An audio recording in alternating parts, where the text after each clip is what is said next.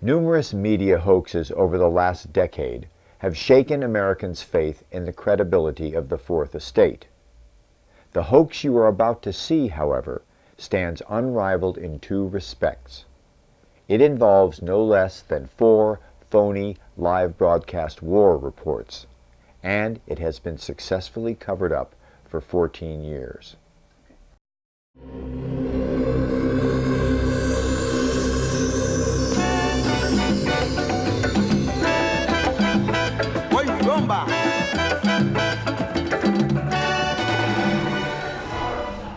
Our story revolves around one Brian Seifert, a computer consultant and data retrieval expert from the suburbs of Indianapolis.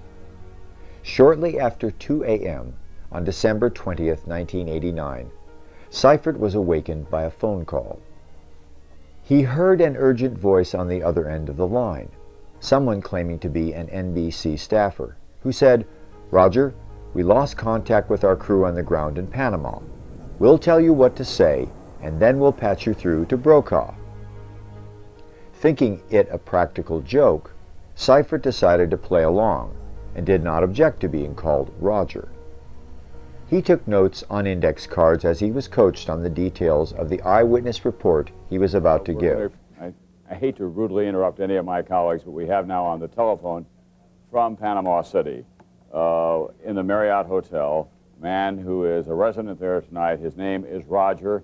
Roger, can you tell us what you have been hearing and seeing as gunfire penetrated the hotel? Where in the hotel? In the corridors or coming through the walls? Right in the hallways. They've had some people drug out in the hallways already. And they're on the 7th floor right now, right where I'm at. Who is on the 7th floor, Roger? Military people. I mean, there's some people dressed up in military fatigues, and other people just look like ordinary citizens with various kinds of weapons. Are they Panamanians?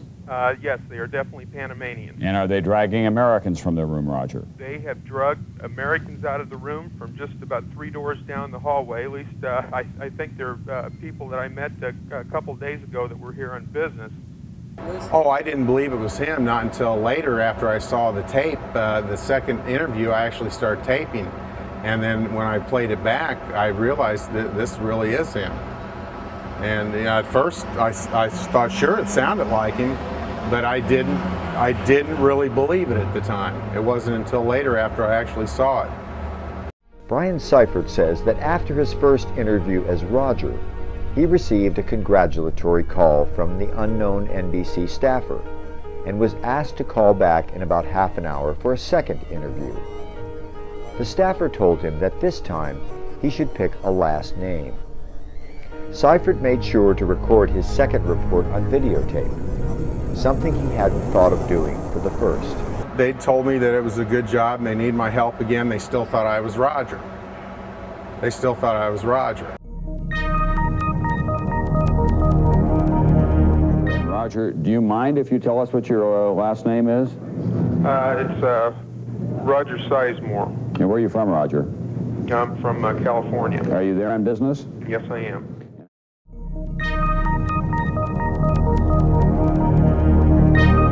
Another American who's at the Marriott Hotel is Roger Nelson. He's a student from USC.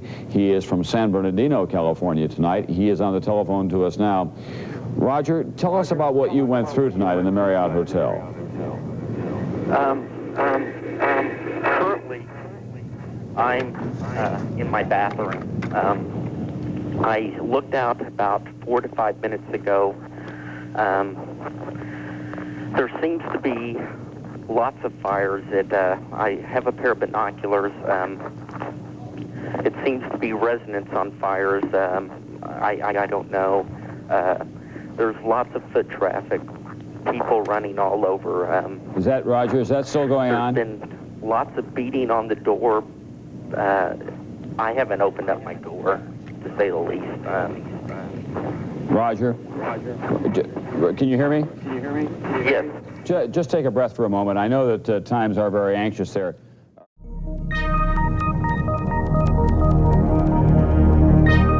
I understand we have with us on the line from Panama City right now Mr. Roger Sizemore. Right now, we've just been pent up in our rooms. Every now and then we get knocks at the door, threats to open up the door and come out. And at this point, you know, we're not moving. Last night I had the lights off as much as possible. And at this point, oh, there's someone at the door again. It's just, okay. This has been going on. I think we're going to have to go. Okay, Goodbye. We should note that this, obviously, we're being seen live in California, and Roger's family, we must assume, is concerned about his safety, and maybe that has allayed their fears just a little bit. We talked to him early this morning. He was one of the first people that we were able to establish contact with when the situation was extremely grave for the people who were in the hotel, and you know, even for journalists and other people who've been through these situations, it's always a little delicate at the very least. I still do find it surprising, though, that sitting there in that situation, there's a knock on the door, that he'd go to the door. A certified voice analyst positively identified the voice of Roger Sizemore to be that of Brian Seifert. Shortly after 9/11, Seifert contacted the FBI with information concerning a terrorist threat. Seifert showed FBI agents a text, written in both Arabic and English, on his computer screen, referring to the use of hijacked fuel tankers to attack churches and synagogues. Exactly where Seifert obtained the terrorist threat remains unclear. He claims that he downloaded it from disks dropped off at his business address, which he assumed came from a man he met in a bar in Indianapolis, but whose identity he did not know. By his own admission, however, Seifert did not tell the FBI the full truth about the source of the threat. His failure to do so, he says, was motivated by fear.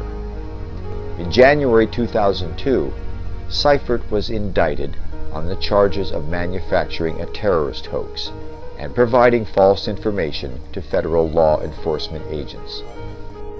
For the better part of a year, the FBI sought to find evidence that Seifert had concocted a terrorist hoax, and they came up dry, until they happened upon evidence that Seifert had been involved in a broadcast hoax with NBC in 1989.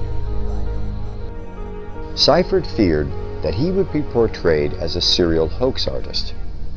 His lawyer advised him if he copped a plea to the lesser charge of lying to a federal law enforcement agent, he would probably get off without a prison term.